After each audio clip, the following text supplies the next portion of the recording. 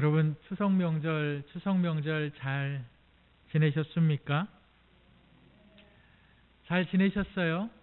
아멘.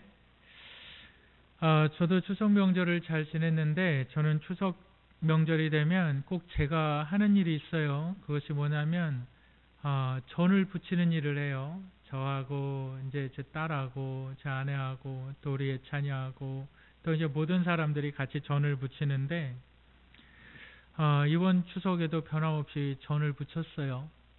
여러분 전을 부치는데도 순서가 있더라고요. 그 몇 년이 지나도록 이제 그거를 반복해 보니까 이 순서가 이렇게 중요하구나.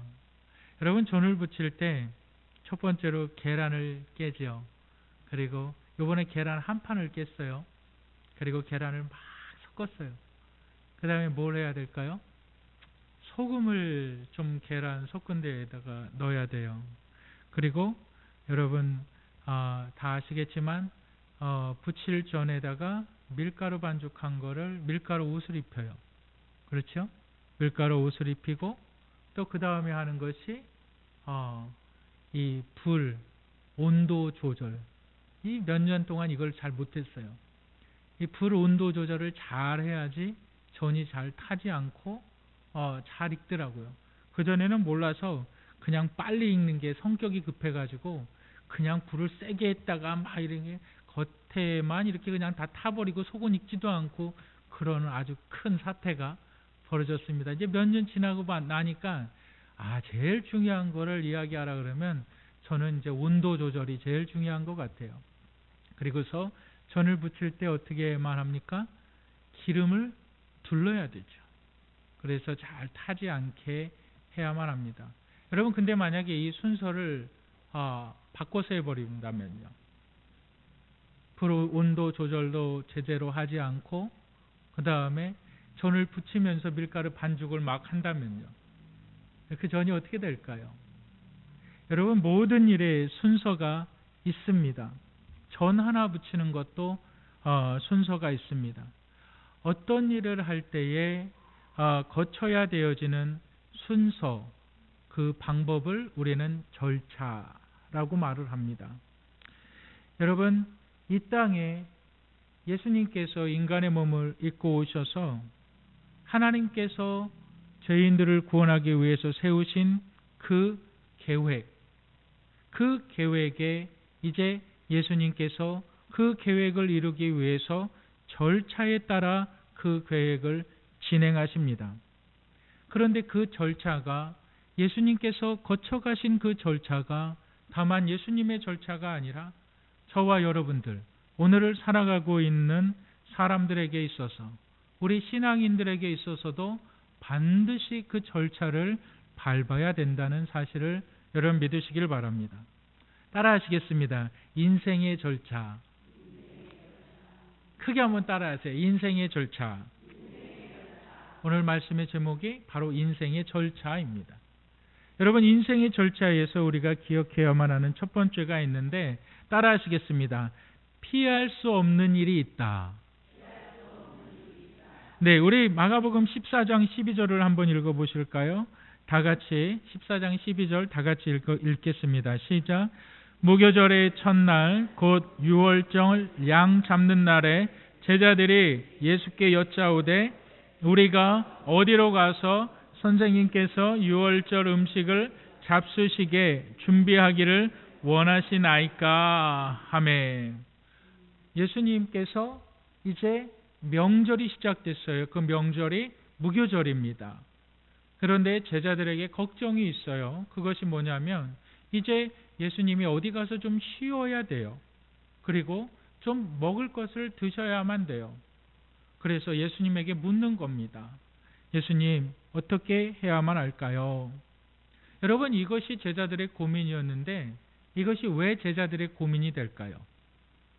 우리가 지금까지 성경을 쭉 읽어보셨는데 우리 마가복음 14장 1절에 보니까 여러분들 다 아시다시피 제가 읽겠습니다. 이틀이 지나면 유월절과 무교절이라 대제사장들과 서기관들이 예수를 흉계로 잡아 죽일 방도를 구하며 14장 1절이 그렇게 시작되고 있지요. 그러니까 예수를 어떻게 잡아 죽일까? 종교 지도자들이 그 계획을 세우고 있는데 그 중간에 어떤 일이 벌어집니까? 막달라 마리아가 예수의 발 앞에 향유를 부은 사건이 들어가고 오늘 이 사건이 또 들어가는 거예요. 그런데 전반적인 그 성경 텍스트의 플래시 뭐냐면 지금 예수를 잡아 죽이려고 계략을 꾸미고 있다라는 것이 지금 분위기가 깔려 있는 거죠. 그런데 제자들에게 걱정이 있어요. 종교 지도자들은 그 당시의 사회 계층에 있어서 높은 위치에 있는 법관들이란 말이죠. 그렇기 때문에 예수를 자기의 집에 모신다라고 말하는 것은 어떠한 일이 벌어질까요? 그들의 종교 지도자들의 눈에 벗어나는 일이 됩니다. 다시 얘기하면 예수를 죽이려는 자들, 그들의 그 눈밖에 나게 되므로 예수를 받아들인다는 것은 자기에게도 큰 피해가 있을 가능성이 큰 거예요. 그런데 당시 유대인들의 사회에서는 이 무교절 날, 이 유월절이 되면 모든 흩어진 유대인들이 예루살렘으로 모입니다. 그랬을 때에 이들이 뭘 찾겠습니까? 여행에 지쳤으니까 쉴 곳을 찾을 것 아닙니까? 우리나라도 그렇지 않을까요? 우리나라도 지금은 잘 그러지 않지요. 그런데 한 몇십 년 전만 해도 지나가는 개기온데 그냥 밥 한 술 주시면 고맙겠습니다 하면 웬만한 시골집에서 어떻게 합니까? 그럼 차린 건 없어도 그냥 밥 한 끼 드세요 이렇게 할 수 있잖아요.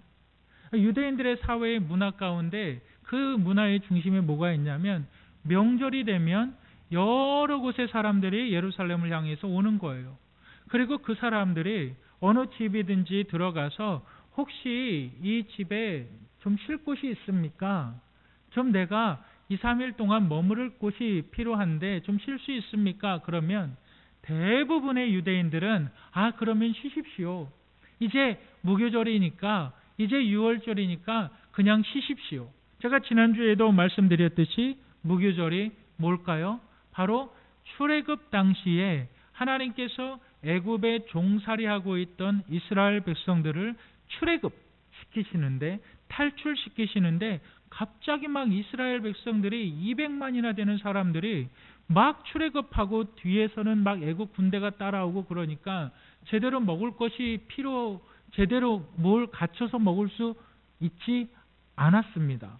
그렇기 때문에 그들이 먹을 수 있던 것이 뭐예요? 바로 무교병이라는 거예요. 그러니까 이스트가 들어가지 않은, 누룩이 들어가지 않은 무교병을 먹었는데 그건 거의 밀가루를 먹었다는 거예요. 그러니까 밀가루를 말리면서 그것을 먹었다는 거예요. 그래서 그것을 먹으면서 이제 막 쫓겨가듯이 도망친 것이 바로 출애굽 사건이에요.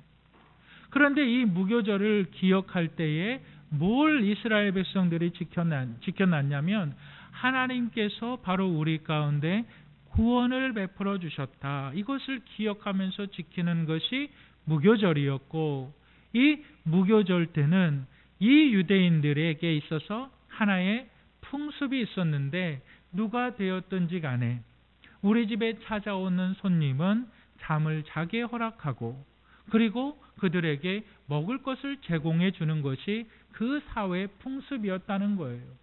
그런데 그 사회 풍습을 우리가 알고 있으면 제자들이 걱정할 필요가 없지요. 왜요? 어느 집이나 들어가서 내가 우리 선생님하고 좀 먹을 것을 먹으면 좋겠습니다. 좀 쉴 곳을 우리가 좀 양해를 구하면 좋겠습니다. 그럼 대부분의 사람들은 어떻게 할까요? 그럼 그렇게 하십시오. 무교절이니까. 당연히 이렇게 되어져야만 했는데 아니요. 왜 이 제자들이 걱정을 했는가? 예수는 잡아 죽여야 되는 사람이었거든요. 그것이 온 지역에, 그 예루살렘 지역에, 유대 지역에 다 퍼져 있는 거예요. 그러니까 제자들이 걱정을 하는 거죠. 누가 우리를 받아줄까?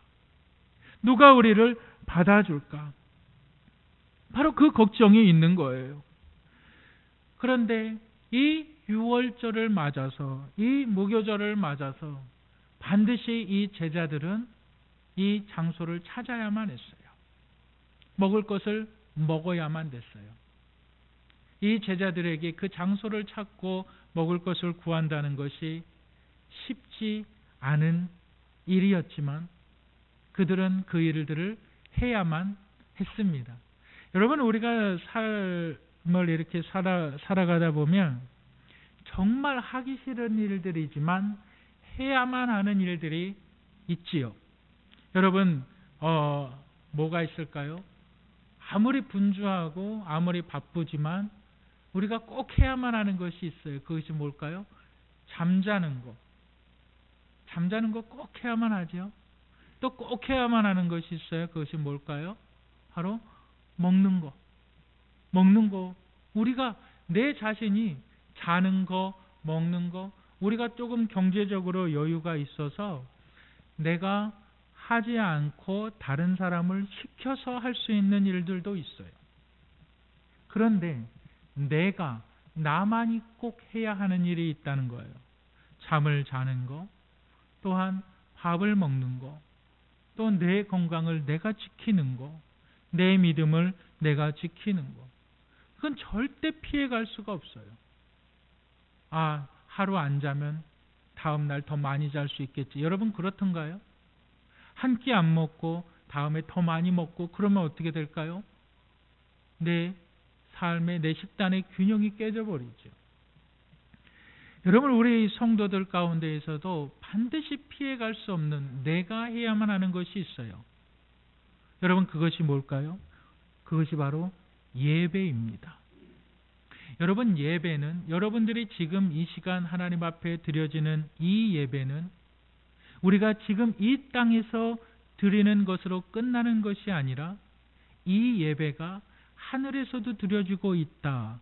다시 얘기하면 예배는 이 땅에 있는 사람들이 영원토록 드릴 수 있는 가장 가치 있는 것이 예배라는 사실을 믿으시길 바랍니다.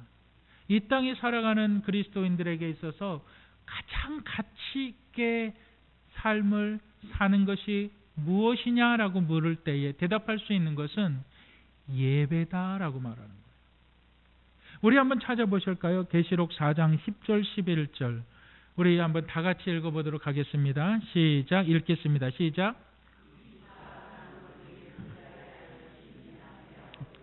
세세토록 살아계시는 이에게 경배하고 자기의 관을 보좌 앞에 드리며 이르되 11절 시작. 우리 주 하나님이여 영광과 존귀와 권능을 받으시는 것이 합당하오니 주께서 만물을 지으신지라. 만물이 주의 뜻대로 있었고 또 지으심을 받았나이다 하더라. 24장로들은 구원받은 성도들을 대표하는 자들이죠. 그리고 이렇게 얘기합니다. 세세토록 살아계신 이에게, 영원토록 살아계시는 이에게. 그가 누구냐? 바로 우리 주 하나님이요. 이렇게 얘기합니다. 경배하고. 경배라는 뭘까요? 예배하고. 그러니까 우리가 영원토록 하나님 앞에서 할 수 있는 것은 예배다 이 얘기예요.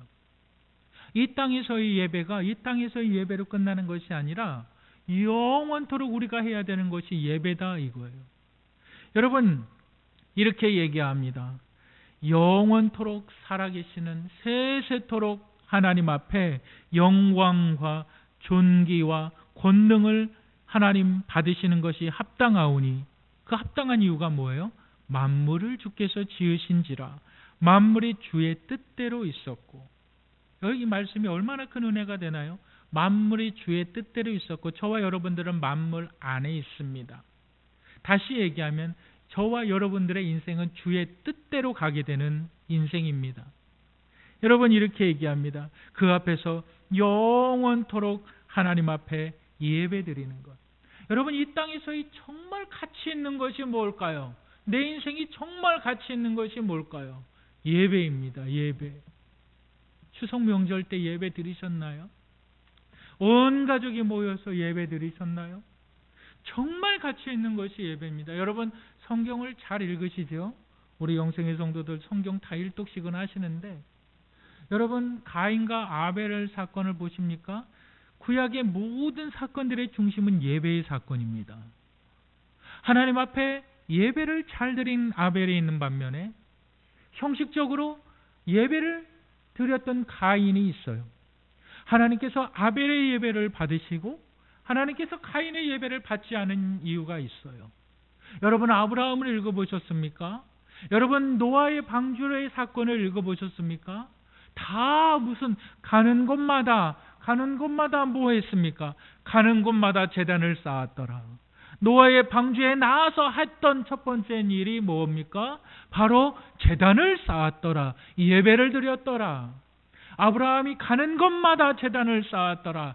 야곱이 하나님을 만나서 했던 것이 뭘까요? 내가 하나님의 얼굴을 보았다. 베델이라고 하리라. 제단을 쌓았더라. 가는 곳마다 제단을 쌓았더라. 성경의 모든 역사는 예배의 역사인 거예요. 여러분 이 땅에서 우리 그리스도인들이 피할 수 없는 것, 내 영혼을 구원하여 주시고 나의 모든 죄값을 담당하신 예수 그리스도의 은혜 가운데 살아가는 자들이 반드시 지켜야 되는 것, 예배입니다. 예배. 여러분 이 예배를 지켜나가시기를 주님의 이름으로 축복합니다. 여러분 보세요. 이 예배에 정말 정성을 다하시기를 주님의 이름으로 축복합니다. 하나님께서 예배를 통해서 형통케 하시고 예배를 드리지 않는 자들을 통해서 하나님께서 멸망케 하시고 하나님께서 그들의 문을 닫으시고 하나님께서 그들을 책망하시고 그들을 멸하신 사건들이 성경의 기록입니다. 여러분 예배드리기가 쉽나요? 주일날 이렇게 예배드리는 것이 어렵죠. 참 힘들죠. 그냥 2주에 한 번씩 예배드리면 좋겠어요. 주일날 예배드리는 거 어려워요. 정말 힘들어요. 피할 수 없는 거예요. 안 드릴 수 없는 거예요.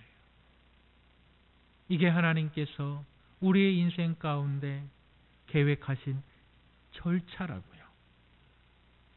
이 예배에 승리하시는 분들이 되시기를 바랍니다. 이 예배에 목숨을 거시는 분들이 되시기를 주님의 이름으로 축복합니다. 이 예배는요, 내가 몸이 아파도요, 죽기까지 기어서라도 나와서 드려야 되는 거예요. 예배의 가치는요, 진정한 하나님의 은혜를 깨닫는 자 아니고서는 예배의 가치를 깨닫지 못해요. 아무나 다 예배의 가치를 깨닫는 것이 아니에요. 예배의 가치는 바로 그 사람의 믿음의 척도입니다. 이 예배의 승리자가 되시기를 주님의 이름으로 축복합니다. 우리 두 번째 인생의 절차에서 기억해야만 하는 것이 있는데 따라 하시겠습니다. 준비하는 인생이 되자. 우리 한번 본문 마가복음 14장 13절부터 15절까지 읽겠습니다. 다 같이 14장 13절 읽겠습니다. 시작. 예수께서 제자 중에 둘을 보내시며 이르시되 성내로 들어가라. 그리하면 물 한 동이를 가지고 가는 사람을 만나리니 그를 따라가서 어디든지 그가 들어가는 그 집 주인에게 이르되 선생님의 말씀이 내가 내 제자들과 함께 유월절 음식을 먹을 나의 객실이 어디 있느냐 하시더라 하라. 그리하면 자리를 펴고 준비한 큰 다락방을 보이리니 그래서 우리를 위하여 준비하라 하시니. 여러분 이 말씀을 읽을 때 무슨 007 첩보작전 같아요. 예수를 죽이려고 하니까 다 모든 사람들이 예수를 피하는 상황이죠. 그러니까 예수님께서 이 제자들의 질문에 답합니다. 근데 그 답이 마치 007 작전을 방불케 하는 거예요. 이렇게 얘기합니다. 성내로 들어가라. 그리하면 물 한 동이를 가지고 가는 사람을 만난다. 여기서 사람이라는 건 안드로포스라는 말인데 이 사람이 여자일까요? 남자일까요? 이스라엘의 문화 가운데 물동이를 지고 가는 사람들은 딱 두 종류의 사람들이에요. 첫째는 여자들이에요. 여러분, 사마리아 여인, 요한복음 4장에 사마리아 여인이 정오 때에 물을 길러 갔다는 사실 아시죠? 물을 길는 것은 여자들만 하는 일이에요. 그런데 또 한 사람이 할 수가 있어요. 그것은 종들이 할 수가 있어요. 그런데 본문은 여자일까요? 종일까요? 남자일까요? 바로 종입니다. 왜 그럴까요? 우리 한번 본문을 자세히 보면 물동이를 가지고 가는 사람을 만나려니 그를 따라가서, 여기서 그를 아우토스라는 말인데 3인칭 단수 남성형, 남자라고 분명히 기록되어져 있는데 14절, 마가복음 14장 14절에 보니까 이렇게 얘기하고 있어요. 어디든지 그가 들어가는 그 집 주인. 다시 얘기하면 이 물동이를 지고 있는 사람은 집 주인이 아니라는 소리지요. 그러니까 이 사람은 어떠한 사람이에요? 바로 노예일 가능성이 있죠. 종일 가능성이 크죠. 그런데 종을 만나라. 왜 그럴까요? 예수를 잡아 죽일 흉계가 있기 때문에 누구나 다 예수를 받아들이지 않는다는 거예요. 그런데 이 종은 예수에 대해서 지도자들이 하는 말은 상관없어요. 지도자들이 하는 말은 상관없어요. 예수에 대한 소문을 들어보니까 그가 병든 자를 낫게 했더라. 그가 가난한 자들을 도왔더라. 그가 병을 고쳤더라. 그는 참 선한 일을, 착한 일을 했다더라. 그래서 이 종을 예수님이 준비시킨 거예요. 근데 그를 따라가라. 그를 따라가니까 한 집을 예수님께서 말씀해 주십니다. 그리고 그 주인에게 이야기하면 그것도 거실인데 큰 거실을 그가 준비했을 것이다. 여러분, 본문에서 이야기하고 있는 것이 뭐예요? 예수님께서 준비하셨다. 예수님께서 준비하셨다라는 거예요. 염려하지 마라. 네가 지금 무슨 걱정하고 있는지 내가 안다. 염려하지 마라. 내가 다 준비했다. 너는 내가 말한 대로. 여러분 보세요. 14장을 보시면 14장 우리 16절 한번 다 같이 읽어보실까요? 14장 16절 다 같이 읽겠습니다. 시작. 제자들이 나가 성내로 들어가서 예수께서 하시던 말씀대로 만나 유월절 음식을 준비하니라. 아무 염려하지 마라. 내가 다 준비했다. 너는 내가 말한 대로. 여기서 본문이 얘기하고 있는 거 이거예요. 예수께서 하셨던 말씀대로 하니까 다 준비되어져 있더라. 말씀대로 하니까 다 준비되어져 있더라. 여러분, 예수님께서 우리의 삶의 모든 것들을 준비하고 계신다. 여러분, 이 사실이 얼마나 큰 축복이 되는 거예요. 여러분, 이것을 믿으시기를 주님의 이름으로 축복합니다. 여러분, 아동 심리학자들이 아이들을 키울 때 부모들에게 꼭 하는 말이 있어요. 그것이 뭐냐면 아이들에게 꼭 명령하지 마라. 그리고 아이들에게 준비할 수 있는 시간을 줘라. 엄마가 아이를 데리고 이제 뭐 한 5살, 7살 꼬맹이를 데리고 놀이터에 갔어요. 그 아이가 놀이터에 가서 이제 자기 친구들하고 또래 친구들하고 막 신나게 재밌게 막 흑장난하고 놀고 있어요. 그때 엄마가 그럽니다. 야, 누구누구야, 가자! 이럽니다. 그럼 대부분의 아이들이 어떻게 합니까? 반항을 합니다. 반항을 한다는 거예요. 왜 반항을 할까요? 쟤는 누굴 닮아서 이렇게 말을 안 들어. 이게 아니라는 거예요. 왜요? 부모가 준비시키지 않는다는 거예요. 그러니까 그 아이에게 10분 후에 갈 거야. 그러면 아이가 미리 준비를 한다는 거예요. 그래서 야, 5분 후에 갈 거야. 그리고 나서 이제 가자 그러면 대부분의 아이들이 따라온다는 거예요. 근데 부모들이 그러지 않는다는 거예요. 야, 가자. 나 더 놀 거야. 나 더 놀 거야. 그럼 강제로 손을 잡고 끌고 가는 거예요. 나 싫어, 싫어. 끌고 가는 거예요. 너는 누구를 닮아서 이렇게 말을 누굴 닮게 자기 닮았지 누구 닮았지. 너는 누구를 닮아서 이렇게 말을 안 듣니 그럼. 심리학자들이 아동 심리학자들이 하는 말이 뭐냐면 성인도 마찬가지예요. 준비하라는 거예요. 준비. 무슨 일을 할 때 있어서 최소한 준비를 한다면 사람들과의 관계에 마찰이 생기지 않는다는 거예요. 아이들도 마찬가지라는 거예요. 저는 우리 아이들한테 꼭 그래요. 어디를 함께 갈 때는 한 일주일 전부터 얘기를 해요. 무슨 일을 어떻게 할 거야? 뭐 할 거야? 중간에 그 약속이 틀어지게 되면은 미리 얘기를 해요. 왜요? 그 아이들도 다 그 아이들 나름대로의 스케줄이 있어요. 아빠가 말하는데 해야지. 그게 무식한 거라고요. 그게 잘못됐다는 거예요. 그거는 권위가 아니에요. 아이들에게 반항을 불러일으키는 거예요. 여러분, 준비하는 분들이 되시기를 바랍니다. 모든 삶에 있어서 준비가 필요해요. 여러분, 지난 수요일에 수요 예배를 마치고 거기 뒤에 누가 찾아오신 것 같은데 한번 잠깐. 지난주에 수요 예배를 마치고 원로 목사님과 함께 신내동에 위치한 서울 의료원에 갔습니다. 거기서 박선옥 사모님 조의를 하고 이제 김사명 목사님과 함께 이야기를 나누는 시간이 있었습니다. 참 너무나 안 됐어요. 왜 안 됐습니까? 이 김사명 목사님도 대장암을 겪으셔서 완전히 지금 치료가 되신 게 아니에요, 사실은.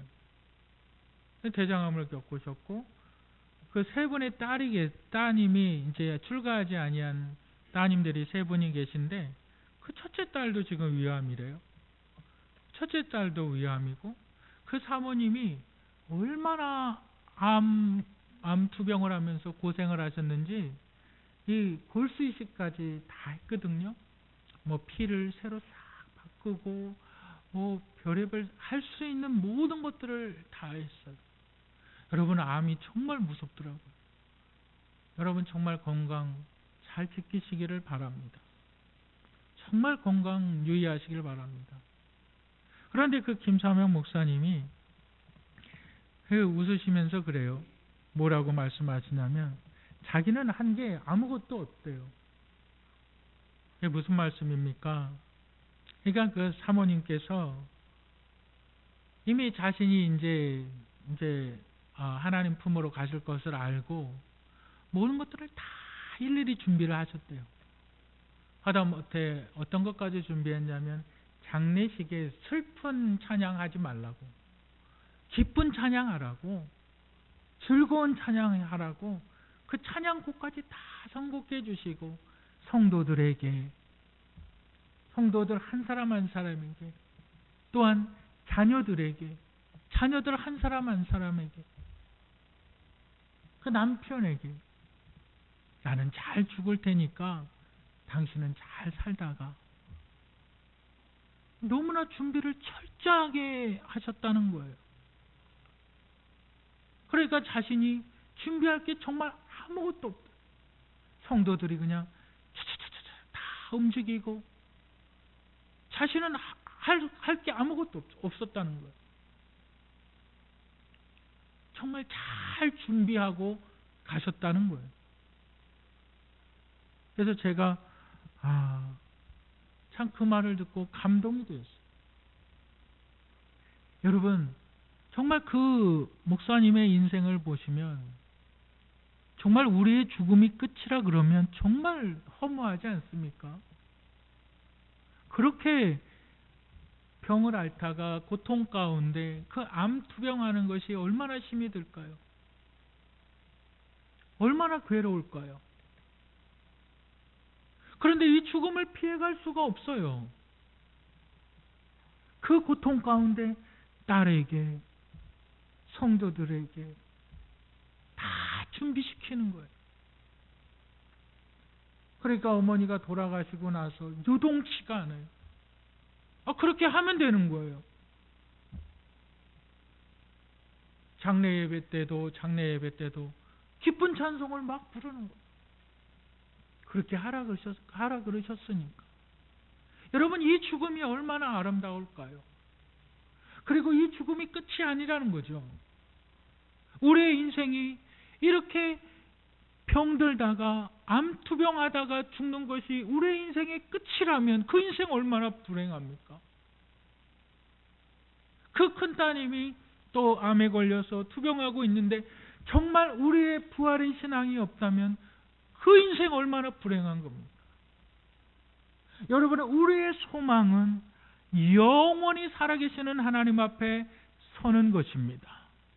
여러분, 이 사실을 믿으시기를 주님의 이름으로 축복합니다. 여러분들의 삶을 준비하시길 바랍니다. 매 순간순간마다 여러분들의 삶을 준비하시길 바랍니다. 여러분들의 관계에 있어서, 사람들과의 만남에 있어서, 내 신앙에 있어서 준비하시는 분들이 되시기를 주님의 이름으로 축복합니다.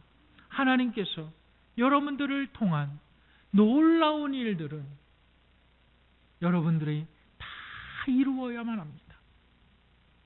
어떤 자들에게? 준비된 자들에게. 어떤 자들에게요? 준비하여서 염려하지 않는 자들에게 삶을 준비하시기를 주님의 이름으로 축복합니다.